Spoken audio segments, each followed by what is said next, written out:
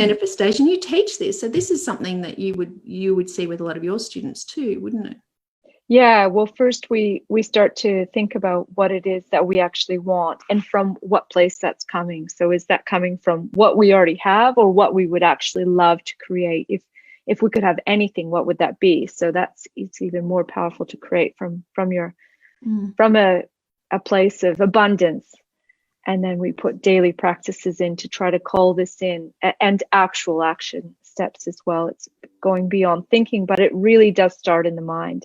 And what you mentioned before about getting yourself set up for meeting is a really good, reminds me of a really good practice as well. To when you start the day, to include in a ritual might be getting yourself in that vibration that you would like to be in. So you might think about like something so beautiful that makes you feel like when you were standing on the top of a mountain, or when your kids are just so cute and you see their faces, and start to feel how that feels in your body. And that's, you're raising your vibration just through using your own resources, thinking.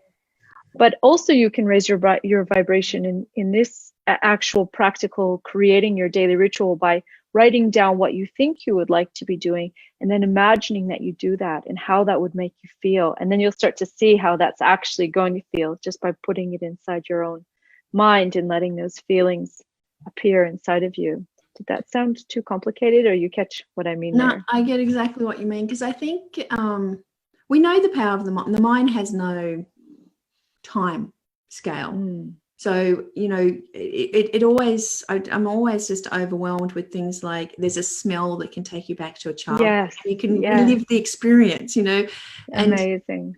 And your mind doesn't really know if it's the past or the present or the now. All it is it's reliving the experience. And so I think, a lot of people, if they played around with the idea of manifestation, would actually see the fact that you can almost just trick your mind into, and I think that's what they talk about with goal setting. They don't say about, when I'm 30, I want to be married with, the perfect wife and the dog and the big house. It's, it's actually saying it as if it is, as if it is. Yes, exactly. Really happy and blah, blah, blah.